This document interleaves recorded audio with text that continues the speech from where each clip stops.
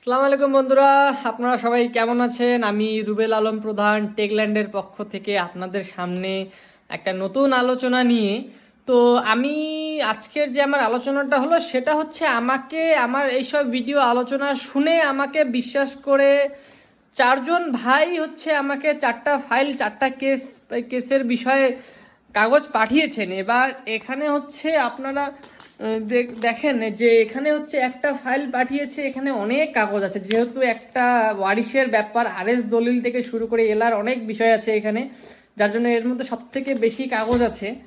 আর এটার মধ্যে এটা হচ্ছে আপনার একটা ওয়ারিশেরই কেস, আর হচ্ছে আরও দুটো আছে। এটা হলো আপনার যে একটা কেনা বেচা সম্পত্তি সেটা নিয়ে সমস্যা, আর এটা হচ্ছে আপনার একটা কেনা বেচা সম্পত্তি নিয়ে সমস্যা। এই চারটা ফাইল আমাকে পাঠিয়েছে। এবার এখানকার চারটার মধ্যে দুটো কেস হলো আমাদের মাল ব্লকের, আমি জায়গার নাম বলবো না কোথাকার, মাল ব্লকের ধরে নেন।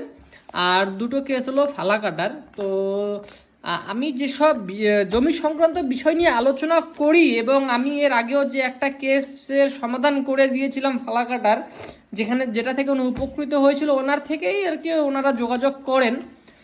তো এখানে যে কেসের চরিত্রটা আছে সেটা আমি ওনাদের কাছে মৌখিক শুনেছি। এবার একটা কেসের কিন্তু মৌখিক যেটা চরিত্র একজনে বলবে, কিন্তু সেটার কিন্তু কাগজের সাথে একটা মিল থাকতে হবে।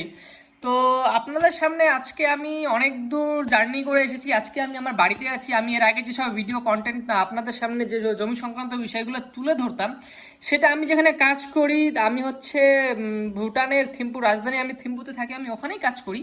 তো আমি সেখান থেকেই কিন্তু আমার সেসব কেস নিয়ে আলোচনা করি, অথবা কেস ছাড়াও যেটা সমস্যা হয় সেসব নিয়ে আপনাদের সাথে আলোচনা করি, যাতে আপনাদের সুবিধা হয়, আপনাদের হচ্ছে সাধারণ একটা জ্ঞান যাতে আপনাদেরও থাকে জমি সংক্রান্ত বিষয় নিয়ে। তো এটাই হচ্ছে কথা।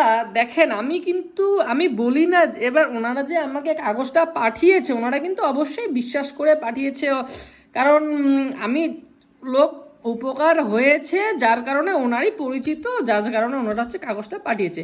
এবার এই হলো হচ্ছে আজকের আমার আলোচনা। তো আজকে আমি অনেক টায়ার্ড।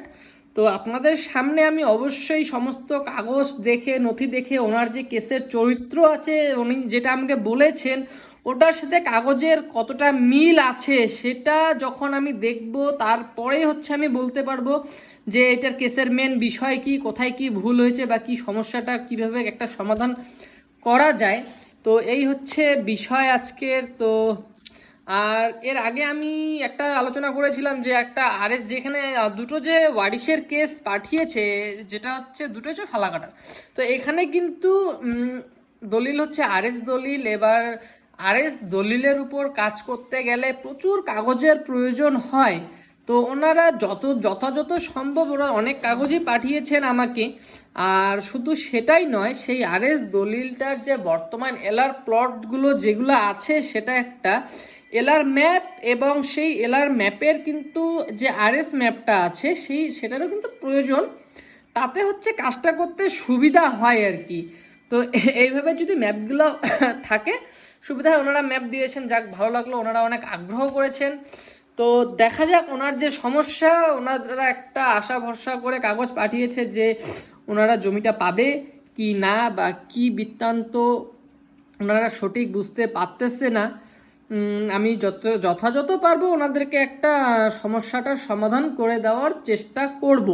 তো আপনারা ভালো থাকবেন, দোয়া করবেন আমার জন্য। আল্লাহ হাফেজ।